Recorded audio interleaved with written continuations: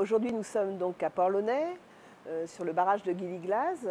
Suite aux graves inondations que nous avons subies lors de l'hiver 2000-2001, une réflexion a été engagée sur le bassin versant de l'Aulne pour rechercher des aménagements qui pourraient en fait atténuer ces effets l'effet des crues.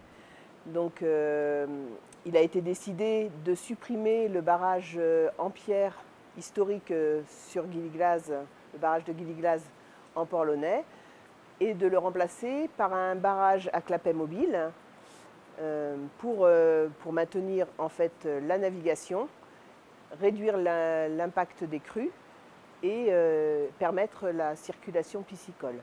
En abaissant la ligne d'eau, par abaissement des clapets, effectivement, on peut avoir un gain en période de crue de 90 cm sur Port-Launay, au niveau de la hauteur d'eau, et 30 cm sur Châteaulin. Il est la première étape du canal de Nantes à Brest. Donc le canal de Nantes à Brest, c'est une sorte d'escalier qui sert à la navigation et à la remontée des bateaux sur le cours d'eau.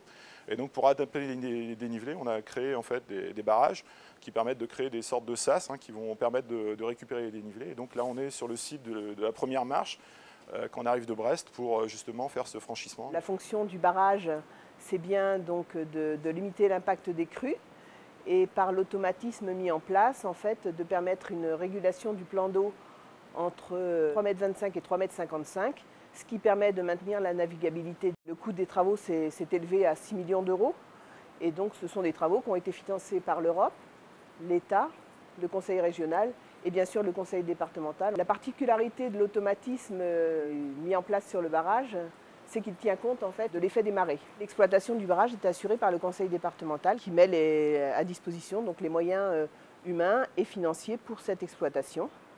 Exploitation qui est réalisée par une équipe du service de l'eau potable et de l'assainissement, notamment par les astreintes mises en place 24 heures sur 24 et 7 jours sur 7. Le service de l'eau potable et de l'assainissement, par ailleurs, assure une assistance technique et un appui technique aux collectivités pour tous les sujets qui touchent à l'eau potable et l'assainissement. Par rapport à la crise sanitaire qui nous a préoccupés, toutes les missions ont été maintenues au cours du confinement.